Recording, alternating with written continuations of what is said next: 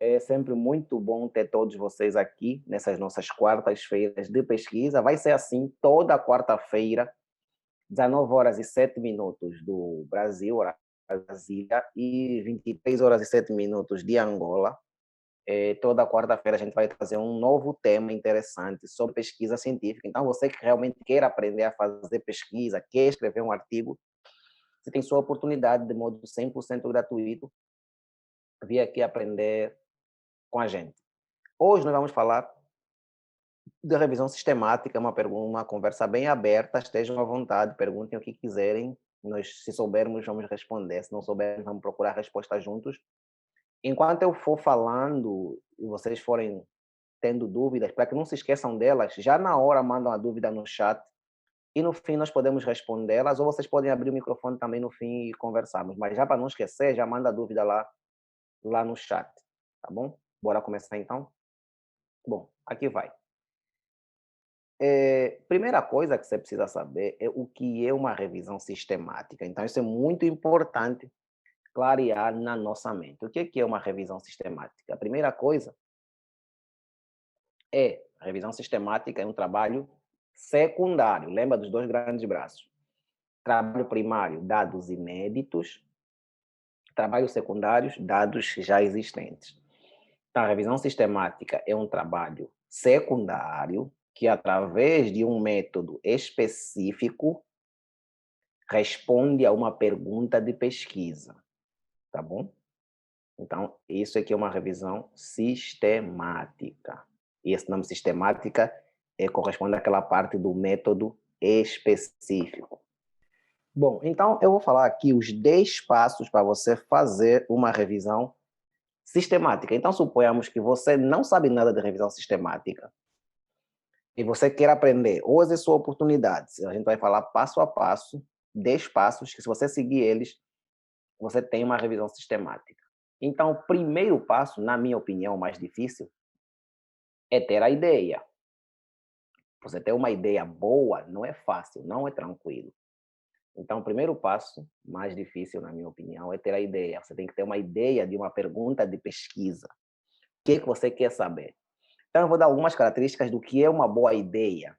Uma boa ideia é uma ideia relevante. Por quê? Não adianta você saber a quantidade de silício presente num grão de areia se isso não serve para nada, entendeu? Não adianta você saber a saturação periférica de oxigênio se ao invés de coletarmos a amostra nos locais habituais, se coletássemos no terceiro dedo do pé. Mas se descobrirmos isso, faz o quê? Não, não faz nada, só descobrir mesmo. Então, tem que ser relevante, tem que ser aplicável, tem que ter alguma coisa importante nessa sua pergunta de pesquisa. A sua pergunta de pesquisa tem que ser atual. Então, se você quiser saber, por exemplo, qual a mortalidade de pacientes com tuberculose numa população não vacinada, essa pergunta não é atual, porque no mundo atual a vacina da tuberculose é amplamente difundida.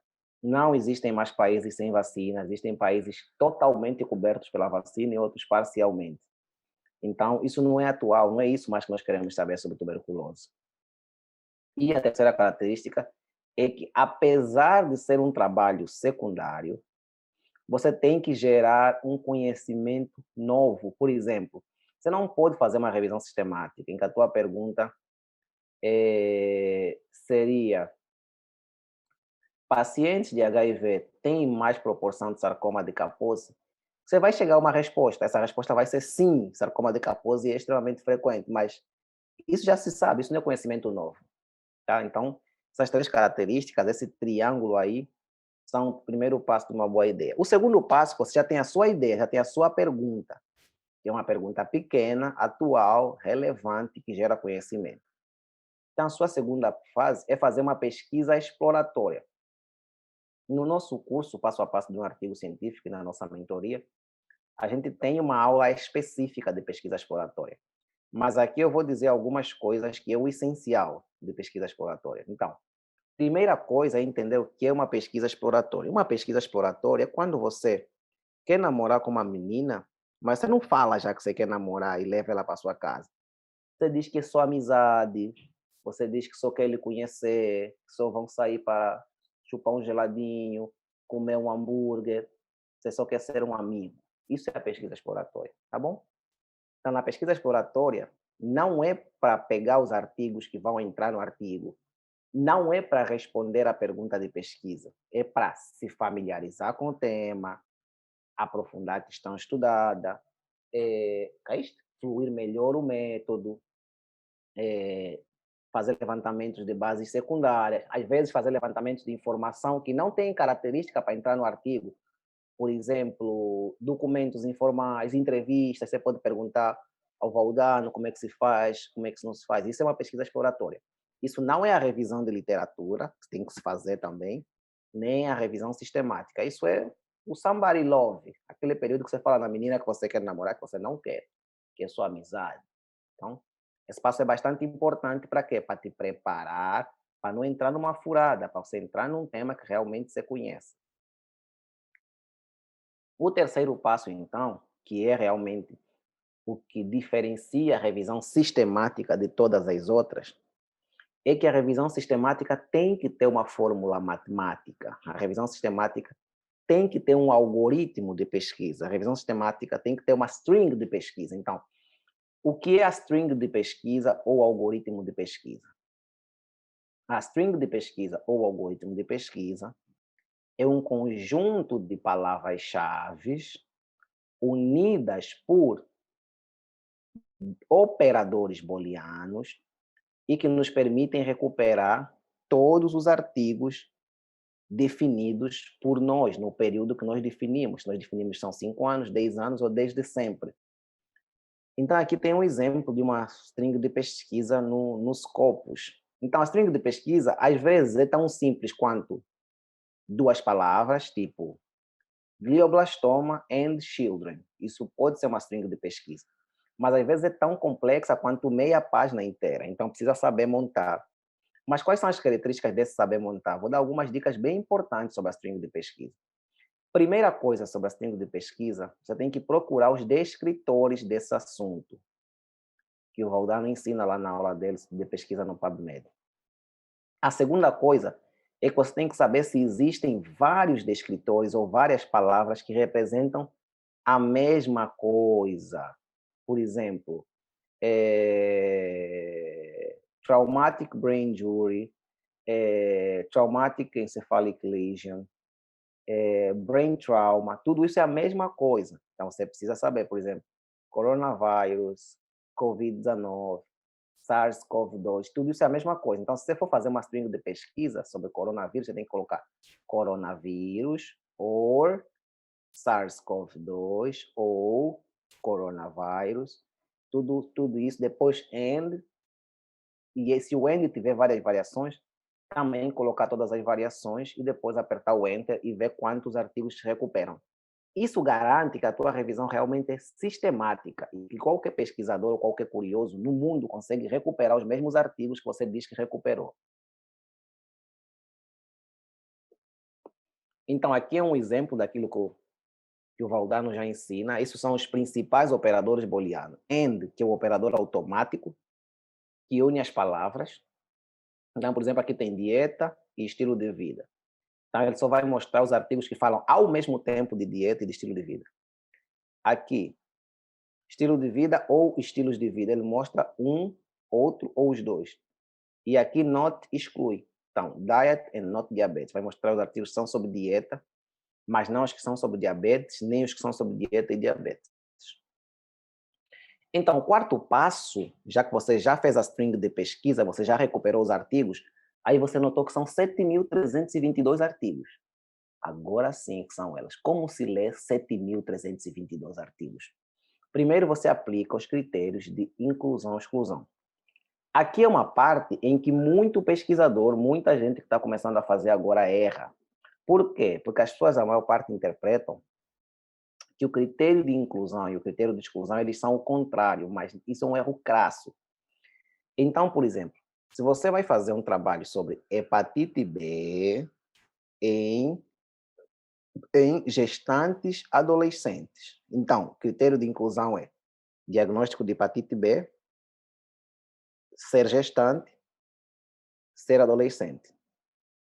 O critério de exclusão não pode ser não ter hepatite B. Isso não é um critério de exclusão. Por quê? Porque quem não tem hepatite B nunca esteve incluído. Esse trabalho é sobre quem tem hepatite B.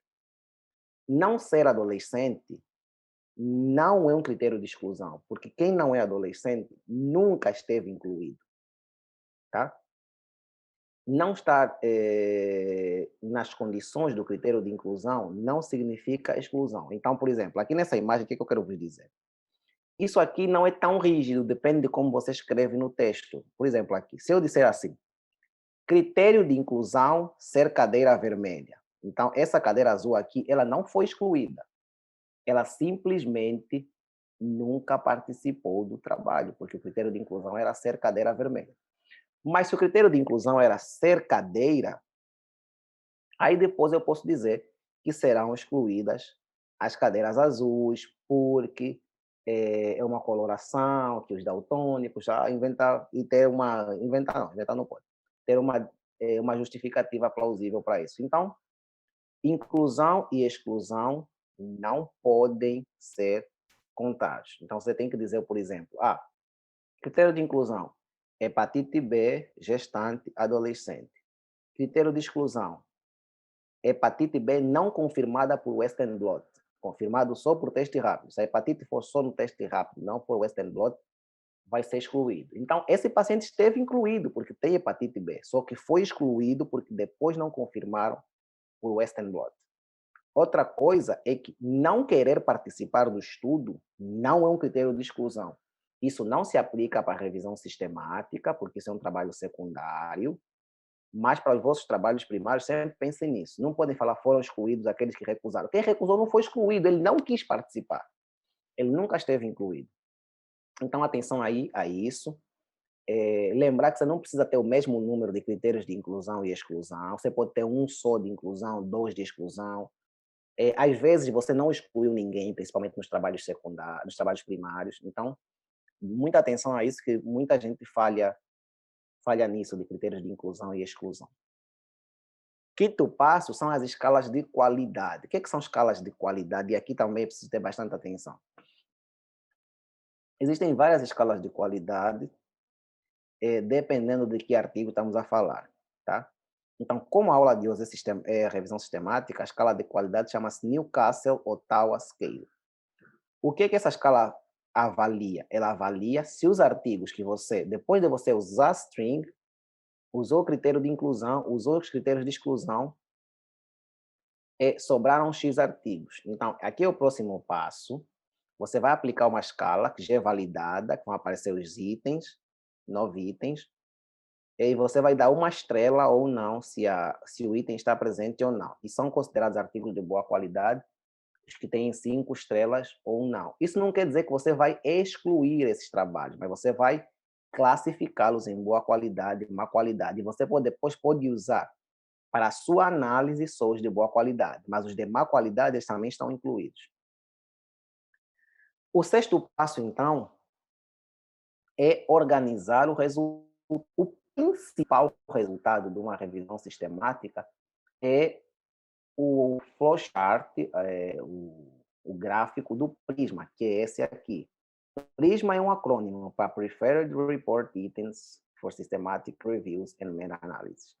Ou seja, é o jeito certo de descrever o resultado de uma revisão sistemática com meta-análise. Então, a primeira coisa que eu gosto de ensinar aos acadêmicos é que não é para fazer um gráfico similar ao do Prisma. Não é para fazer um gráfico baseado no Prisma. É para fazer uma cópia do Prisma e substituir pelos seus dados e citar na referência. Isso aqui é um algoritmo para ser seguido, tá?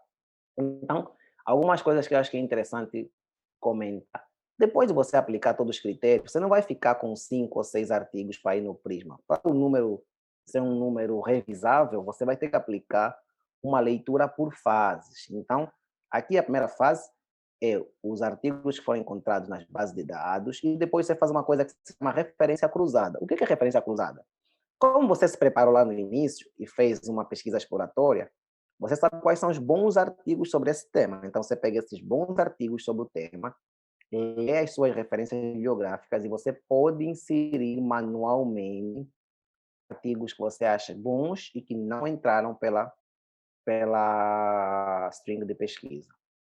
No próximo passo, você vai excluir os duplicados, porque aparecem muitos artigos duplicados. No outro passo, você vai ler o título e o resumo e você vai excluir os que obviamente não são sobre o assunto, os que obviamente são irrelevantes. E aqui você tem que dizer quantos foram excluídos.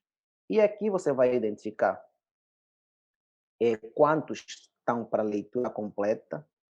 E depois da leitura completa, vários você vai excluir também, porque não são sobre assunto, porque não trazem o resultado que você quer, porque não são de boa qualidade, você vai excluir aqui. E aqui são os que você vai fazer a análise qualitativa. Lembrar que a revisão sistemática não tem resultado quantitativo per si, ou seja, não se faz cálculo estatístico na revisão sistemática. Se você fizer cálculo estatístico, isso vira uma meta-análise. Tá? Então, aqui você vai encontrar os que vão ser incluídos e aqui você vai fazer a revisão qualitativa, que seria uma revisão sistemática, né? Ou quantitativa, já que o Prisma também serve para meta-análise. Então, daqui para aqui, geralmente o número de artigos cai drasticamente. Você pode começar aqui com 7.000, chegar aqui com 8, com 3, com 0. Tá? O sétimo passo é a discussão, já que você já tem o resultado, que é o Prisma. A discussão é a alma do trabalho. Então, em todos os tipos de artigo científico que a gente fala da discussão, a revisão sistemática não tem particularidades muito específicas da discussão. Você tem que fazer uma discussão parecida aos dos trabalhos primários, que é o quê? Começar por definir o problema, falar a relevância do tema, falar o que já se sabe sobre o tema, os autores mais importantes, depois dizer o teu principal achado e a aplicação desse principal achado na prática. Lembrar que não deve ser repetitivo, não é para repetir nada que está no resultado, nem nada que esteja na introdução. O oitavo passo é a conclusão. Então, a conclusão da revisão sistemática é uma frase muito curta e muito objetiva. E qual é essa frase? É a resposta da pergunta de pesquisa. Então, se a nossa pergunta de pesquisa, por exemplo, era o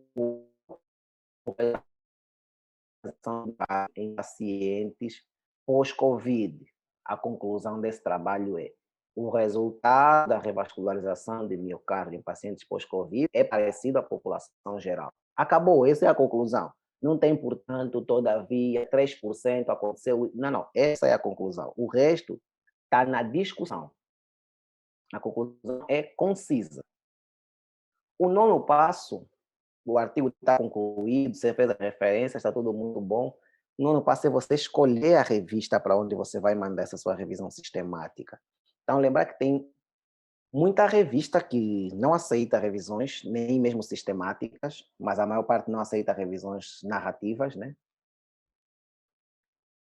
É a revisão sistemática, se for feita com ensaios clínicos, ele já ganha nível 1 de evidência, então é uma coisa que as revistas têm muita responsabilidade na hora de aceitar.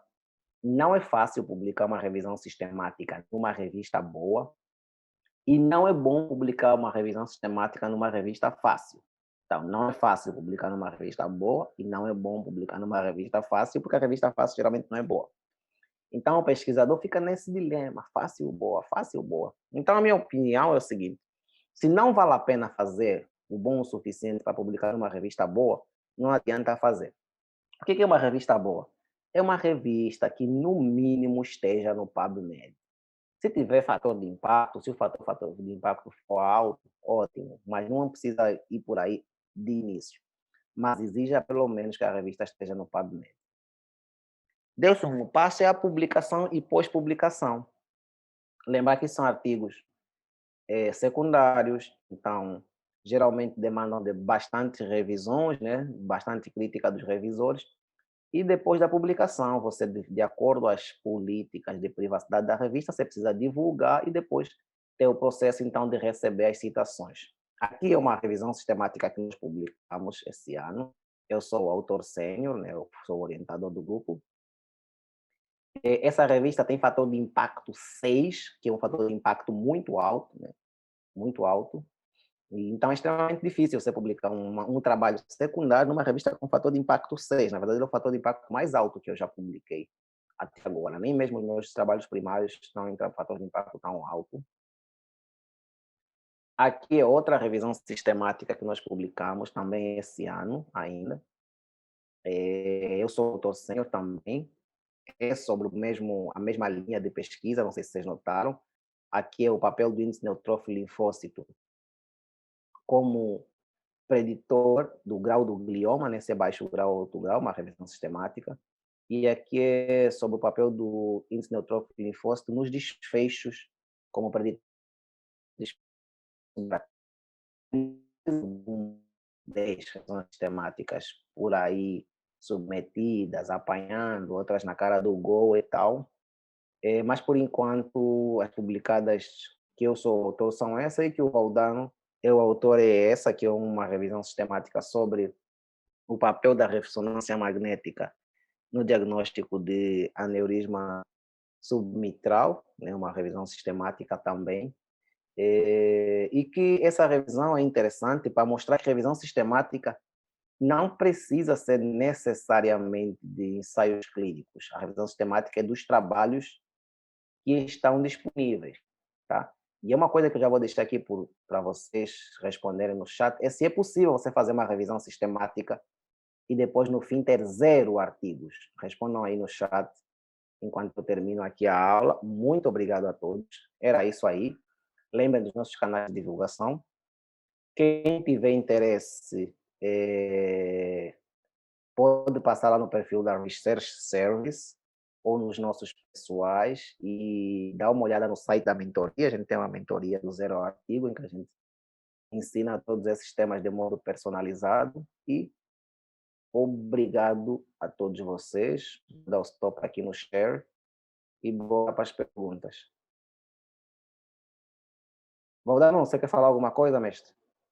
Boa, Adilson, parabéns aí pela apresentação. Aula catedrática, como sempre, simples, passo a passo, 10 passos para... E, como sempre, eu aprendo muito também, né?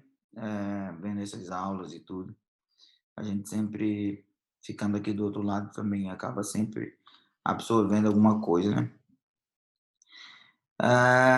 Aqui uma pergunta no chat, e é do amor, acho que tinha uma antes, se eu não estou em erro.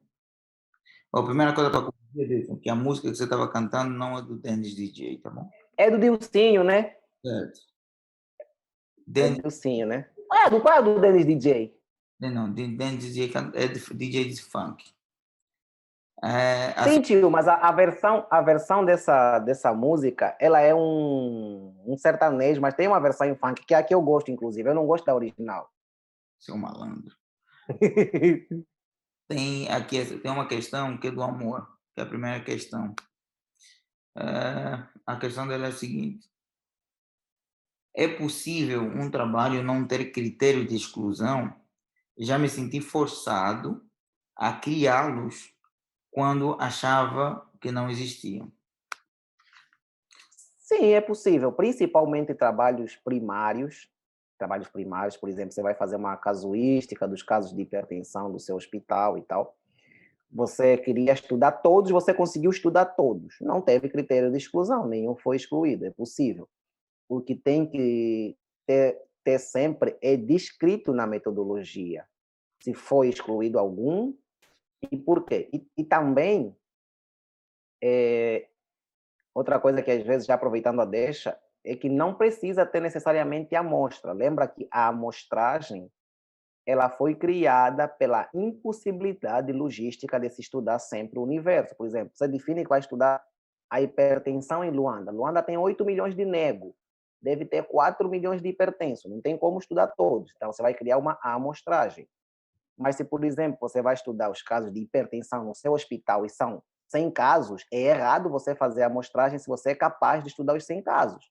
A amostragem surge quando não é possível estudar o universo. Então, sempre que há possibilidade de logística, possibilidade de tempo, recursos humanos, para se estudar o universo, estude o universo. E aí o teu trabalho não tem amostra. Aqui nos critérios de exclusão, a mesma coisa. O pesquisador ele não quer excluir sujeitos, ele quer estudar todos. Se você não tem nenhum motivo para excluir sujeitos e não excluiu nenhum sujeito, você não tem critério de exclusão. E outra coisa também é interessante, o critério de exclusão ele pode existir. Se ele não foi aplicado, você não precisa escrever ele no paper. Por exemplo, eu planejei excluir pacientes hipertensos que não começaram o tratamento no meu hospital, começaram no outro. Isso estava planejado no protocolo de pesquisa. Mas não teve nenhum que aconteceu isso. Então, não foi excluído nenhum. Não foi excluído nenhum paciente desse trabalho. Não preciso colocar lá qual foi o critério para excluir, já que eu não excluí. Tá? Mas na revisão sistemática, que é nossa aula de hoje, sempre tem que ter critérios de exclusão. Por quê? Porque sempre você vai achar um número absurdo de trabalhos. E você tem que dizer como você saiu desse absurdo de 30 mil trabalhos para os 3 finais. Então, você sempre vai ter os critérios de exclusão que você vai colocar lá no Prisma. Boa, Adilson. Tem mais algumas perguntas aqui. Tem uma pergunta do Paulo. A primeira pergunta, não, vou fazer a primeira pergunta de um user aqui que não tem o nome, só está como user, que diz assim: quais são os principais, os passos principais da discussão? Não peguei. Fala aí você que dá essa aula no curso, né? Como é que se faz uma discussão? Daí uma pincelada. Porque é Boa. igual, né? É igual. Boa. A discussão ela deve englobar alguns pontos que geralmente são 7 passos importantes para você descrever uma discussão. O primeiro é você colocar logo de cara, no primeiro parágrafo, quais são os teus principais resultados. Segundo passo, quais são as semelhanças com os outros estudos prévios. Terceiro, quais são as diferenças com os outros estudos prévios. Quarto, qual a aplicação clínica do que você estudou. Quinto, quais são as principais limitações da aplicação disso. Sexto, quais são as perspectivas futuras com o uso disso do teu achado principal. Tá? E sétimo, que se coloca muitas vezes, é a conclusão no final da discussão. Tá? Então, se você seguir esse passo a passo, eu passei para você, o user aqui, não sei bem quem você vai conseguir escrever uma discussão de forma adequada. Você vai ter 7 parágrafos na tua discussão que vão trazer bastante substrato. Obviamente que à medida que você for escrevendo, a tua cabeça vai fosforilando mais e vai trazendo mais ideias e você vai alargando mais a tua discussão. Mas de passo a passo seria esses passos. Tá bom? Tem outra questão aqui, que é do Paulo. Quais são as bases de dados que não podem faltar em uma revisão sistemática? Doutora Dilson. Então, os estudantes me perguntam muito isso. A minha resposta é sempre a mesma. É o seguinte: a revisão sistemática não pode ter só uma base de dados, ela tem que ter pelo menos duas. Tá? E quais são essas duas? Uma é sempre o PubMed. Por quê? Porque é a base de dados mais relevante e é onde estão os trabalhos mais importantes. E a outra é a que você domina melhor. Tá bom? A outra é que você domina melhor. Se domina melhor o Google Acadêmico, então ótimo, passa PubMed e Google Acadêmico. Você domina Scopus, passa PubMed e Scopus. Você domina BVS, passa PubMed e BVS. Se você domina todos, eu recomendaria que a segunda fosse ou Scopus ou Web of Science. Por quê? Porque são bases de dados, como é que eu posso dizer, muito fechadas, né? Elas filtram muitos trabalhos que entram nessa base de dados. Então, se um trabalho está nas Scopus e ou na Web of Science, realmente é um trabalho que passou pelos filtros. Elas não são mais relevantes que o PubMed, talvez também por isso, mas elas são muito boas. O Google Acadêmico ela é muito abrangente. Eu já fiz revisão sistemática que inclui o Google Acadêmico mas vai dar um número muito grande de trabalhos, aí você vai ter que se virar um pouquinho mais. Mas se é ela que você domina, velho, não vai ficar aprendendo base de dados no processo da revisão sistemática. Já faz, porque dá um trabalhinho você botar o algoritmo, a string de pesquisa, numa base de dados que você não conhece. Boa. Tem outra pergunta do Paulo, do outro Paulo. Essa anterior era Paulo César, agora é o Paulo Almeida. Ele agradece pela. Mais ou menos, né, Paulo? Não foi tão brilhante assim, mas ele diz apresentação. Além do protocolo Prisma, existem outros que rotineiramente são utilizados na revisão sistemática?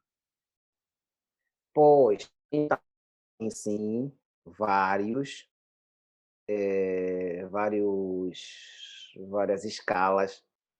A Cochrane tem, existe uma que é Ryan, também tem. Mas igual o PubMed, se você fez uma revisão sistemática que não passou pelo PubMed, aliás, você fez qualquer pesquisa secundária que não passou pelo PubMed, você não passou pela melhor qualidade. É tipo um jogador de futebol que é muito bom e nunca jogou a Liga dos Campeões. Não, não existe isso. Então, o guideline, né, é, usado internacionalmente, respeitado, que todo mundo usa e todo mundo quer e todo mundo diz que é o mais importante, é o Prisma. Então, não adianta usar outra que não seja o Prisma, mas existir, existe, tá? Mas a que se usa é o Prisma. A que tem que se usar é o Prisma. Só complementando essa resposta, existem revistas que nas orientações dos autores já vem escrito: revisão sistemática deve conter o prisma. Então, Uhum. PubMed, igual o que o Adilson falou, você não pode faltar prisma. Se você usar o prisma, você não vai estar errando. Se você usar o outro, podem te mandar repetir e fazer o prisma.